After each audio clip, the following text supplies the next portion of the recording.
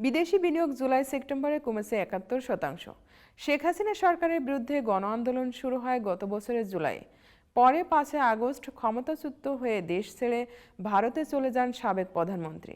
ওই সময়টিতে অস্থির ছিল দেশ। তার প্রভাব ফুটে উঠেছে দেশের বাইরে থেকে আসা বিনিয়োগেও। ওই সময়ের ৩ মাসে সরাসরি বিদেশি বিনিয়োগ কমেছে ৭১%। বাংলাদেশ ব্যাংকের হালনাগাদ প্রতিবেদন বলছে, চলতি অর্থ বছরের প্রথম প্রান্তিক জুলাই থেকে সেপ্টেম্বর সময়ে দেশের নিট সরাসরি বিদেশি বিনিয়োগ গত অর্থ বছরে একই প্রান্তিকের তুলনায় প্রায় ৭১% কমেছে।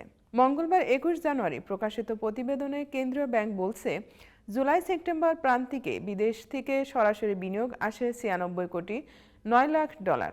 আর এ সময় বিদেশি বিনিয়োগকারীরা ৮৬ কোটি ৫০ লাখ ডলার নিয়ে গেছেন। তাতে নেট বিনিয়োগ দাঁড়ায় ১০ কোটি ৪০ লাখ ডলার। এর আগে ২০২৩-২৪ অর্থ বছরের জুলাই সেপ্টেম্বর প্রান্তিকে বিদেশ থেকে সরাসরি বিনিয়োগ আসে ৯০ কোটি ৭০ লাখ ডলার। এ সময় আগের বিনিয়োগের অর্থ পরিশোধ হয় ৫৪ কোটি ৬০ লাখ ডলার।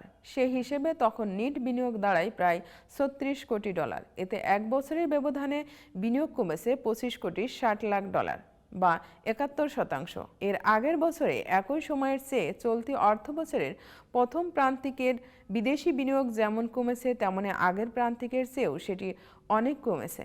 ১৫ বছরের মধ্যে তো এমন রাজনৈতিক পরিবেশ সৃষ্টি হয়নি। তাই এদেশে বিনিয়োগের ক্ষেত্রে রাজনৈতিক পরিস্থিতি পর্যালোচনা করছে বিদেশিরা। তার মতে, ব্যবসা বাণিজ্যের জন্য এখনও পরিবেশ অনুকূলে নেই।